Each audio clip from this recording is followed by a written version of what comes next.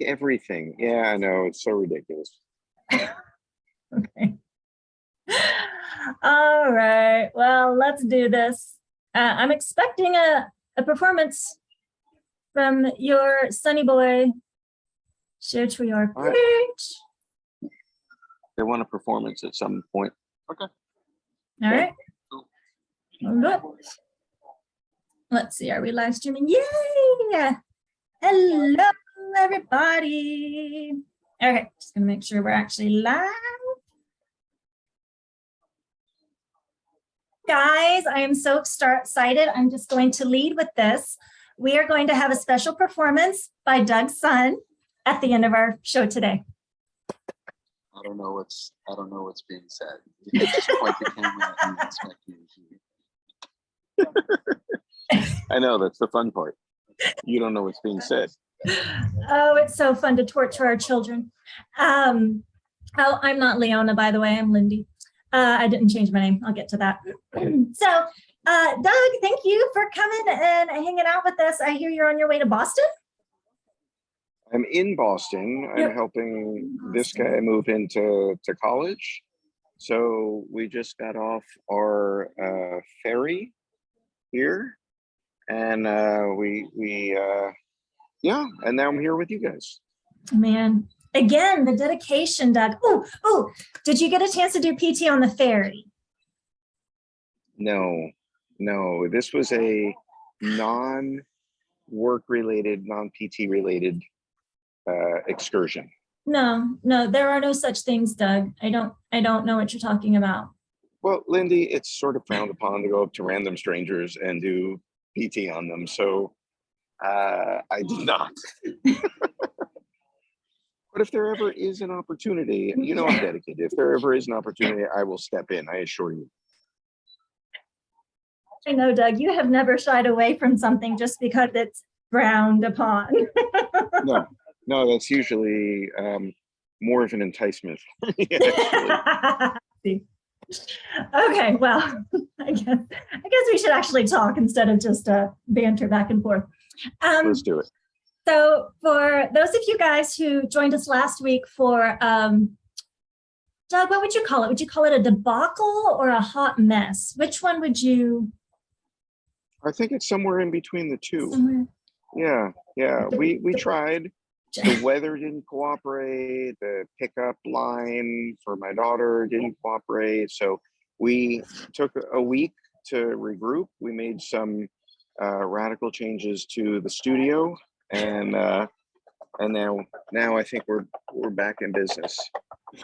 And the support crew as well. It looks like you're yeah. Okay, good. Well, what we're gonna do, that guy.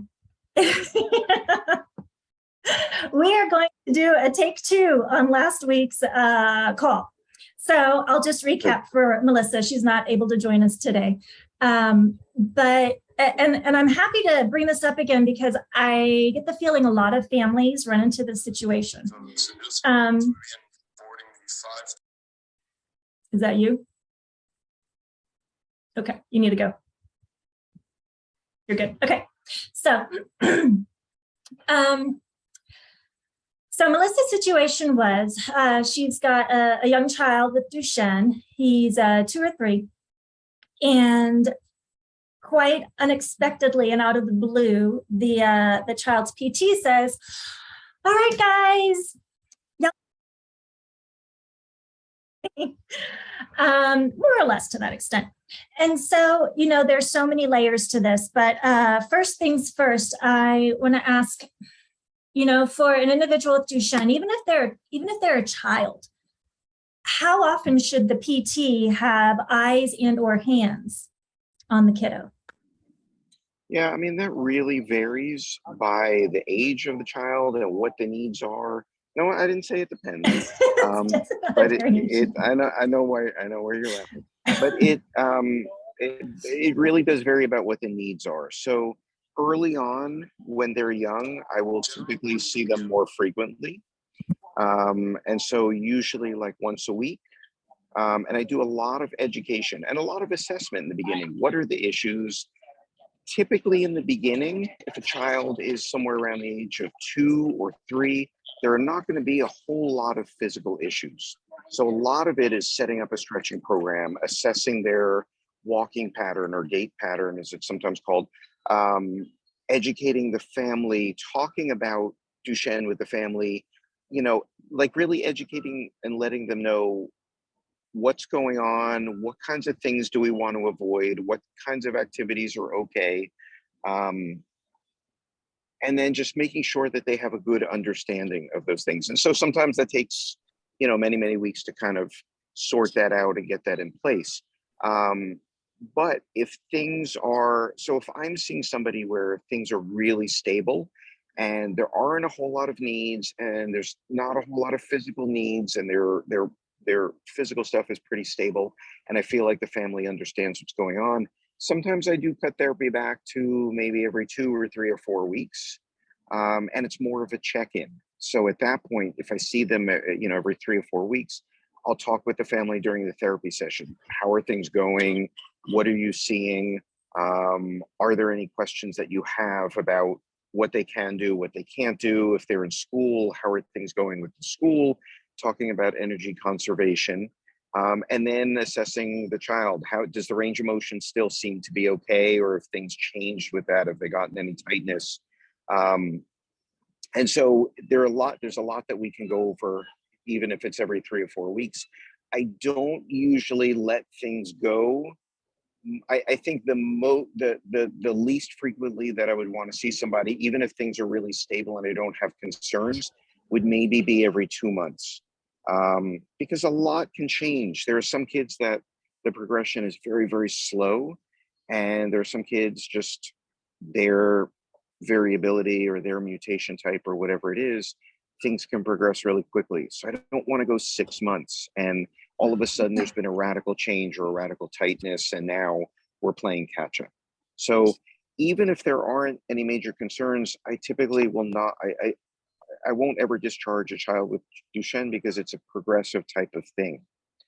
Um, if I were going to change the frequency or cut it down, that's a discussion that I have with the family. So with your therapist, you always want there to be a team approach kind of thing, so that something doesn't come out of the blue, like what Melissa was letting us know, where all of a sudden you come in for therapy one week and it's like, okay, we're done. It shouldn't. There should be a conversation. There should be a back and forth, and the family should be involved in that process so that they understand, um, and they're aware of what's going on. So would it be fair to say that PT should always be somewhere on your calendar? Yeah, I can't ever say, I mean, especially without seeing a kid, like everybody is once a week, or everybody's every 2 weeks, or everybody's once a month. But it should always be on the calendar, should always be on the radar. Now, understand that from the therapist perspective, from my perspective, it's more difficult to vary the frequency. It's much easier if I have somebody on my calendar every week on Tuesday at 3. I can plan around that. I can plan other kids around that. So it does take juggling to vary the frequency, but I do think that that's what's best for the kids, because sometimes they need more and sometimes they need less. And if they need less therapy, I don't want to waste the parents' time and money and resources seeing a kid every week if that's not what they need. So I think it's best practice to vary as the needs vary. And I love that you brought up the education of the parents and the family, because when we were doing PT in person pre-COVID, hopefully we'll get back soon. I want to say at least 50%, maybe more, was me talking to the therapist, asking, wondering, what about this? What about that? Just educating myself, because, as we've talked about 1,000 times, parents are doing so much advocating for their child, whether it's to the school or to physicians, or, even just relaying information to their spouse or their friends. So I love that you brought that up, that it's not just PT child time, it's educating and talking and explaining. So thank you very much for that. Before we go, I do want to. No, absolutely. And even Yeah, I was just gonna say, even because I see kids in the home privately. I also am a school therapist, and even in the school, it's the same thing with Duchenne. I feel like I spend a majority of my time.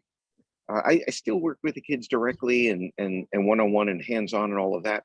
But even in the school, in the home, I spend a majority of my time. I feel like educating, and answering questions, because that's where I think a lot of times we're most effective, because you guys are with, or in the school, the teachers are with the child way more than the therapist is. So that education component is so important. And this just occurred to me. There's so much that can happen in a week's time. I mean, you were talking about 2 months, even in a week's time, there's so much that can happen that, parents have to be on the ball. It's not like you're going to PT because you're rehabbing a knee, where, most of the work is done there with the PT. It's eyes got to be on them Yeah. a lot. A lot. Yeah, and there's a lot that comes up. It's not just a matter of like showing the family stretching, but I find, in the middle, like you're saying, a lot comes up in a week. There are so many things. The grandparents were asking me, X, Y, and Z, or we got invited to a birthday party and it's at a jumpy house place, or we're going to Disney World. I don't know if we should rent a stroller or not, or how much walking is too much or not. So there are so many things that come up, and I feel like if I can educate the parents, they're better able to make those decisions instead of each situation being a whole separate situation. If they have a better understanding of Duchenne, they can make an educated decision about, is this okay? Is this not okay? How do I need to accommodate for this? Yeah, and even with some of those basic principles, since it's a progressive disease, you've got this basic principle, but it's changing, so it intersects at different places. So yeah, it's important to always have an expert, I guess you count, to to talk to and to touch base with. Before I go on, I do want to tell everybody, if you would like to chat with an expert like Doug, or who has the name of Doug Levine, you are welcome to reach out to him. He's with Cure Duchenne, and they offer, can you talk more about this, what you guys do for the families in the community? Yeah, absolutely. So families can. So I'm a physical therapist in Austin, Texas. Like I said before, I see kids in the home. I'm also a school therapist a couple of days a week, but I work with Cure Duchenne, and we have a one-to-one program where the families can contact Cure Duchenne. It's on our website, cureduchenne.org, and they can, if you have questions that are more specific, we can set up a one-on-one video call or whatever works for you, and figure out both of our schedules and spend some time, 30 minutes or an hour, and really, talk about things on a more personalized basis. There's never any cost for that or anything like that. It's something that we offer for free. Awesome.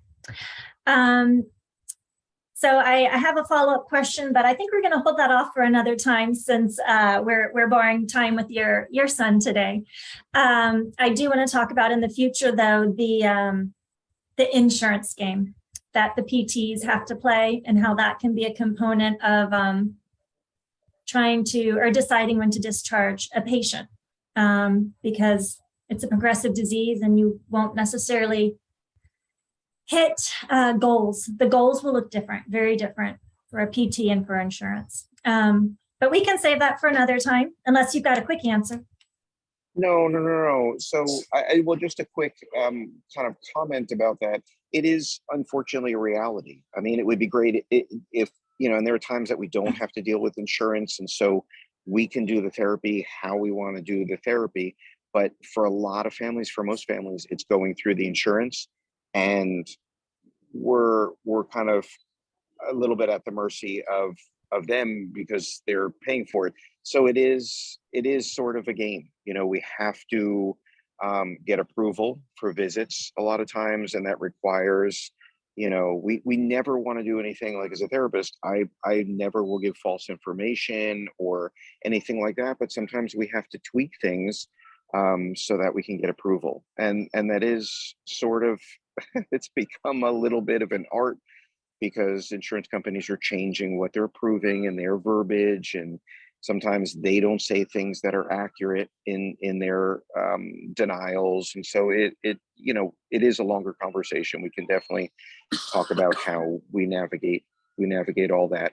But one other thing that I was going to comment was before you said where the physical therapy should, you were asking, so it should always be on the radar. Your comment before about how things change, that's another reason why it's important to have it on the radar, because what was an easy activity, or something that wasn't an issue before, can 6 months later become an issue. So that's why I try never to discharge the kids, because it is always changing, and what we're doing is changing. What we're recommending is is always changing. So it is important to establish that long-term relationship with the therapist. Fantastic. And guys, also on Cure Duchenne, they've got a list of therapists who have been certified. Doug is one of those teachers who certify other PTs. And then there's also a course up there that people can refer their PTs to. Oh, you know what, Doug? I think last year, y'all offered it at a discounted rate for World Duchenne Day. Do you know if y'all are doing that again this year? I don't know. I have to check. Okay. I mean, that's something that we try to do. So the online course, like you were saying, we offer in-person courses a few times a year at various cities around the country. And we offer an online course, and we try to make that really easy for therapists to do, accessible. And so, yeah, I mean, like once a year, we offer kind of a really discounted rate, and I'm hoping that we get to do that again. That's not a decision that I make, but I hope for World Duchenne Day we'll do that as well, because we want as many therapists educated as possible. Awesome. And yeah, I'll bug you and remind you if you have that information for next Monday, then maybe we can chat it up and tell everybody about it. That'd be great. You got it. So let's wrap up here. I would like to invite your son, dear Doug, to sing a little bit for us. I hear he's a bit of a talent. Yeah. Noah, do you want to sing for everybody? Just a little bit. Do you? Just a little bit. Oh, right now, no. No. That was a hard pass on his side.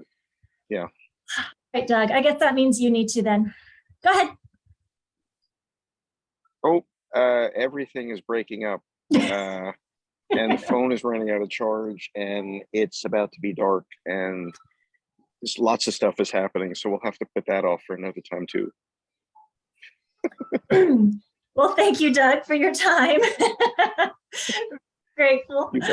And yeah, give Noah a noogie for me, okay? I will. You got it. Y'all We'll see you next week. Okay. Bye. Bye.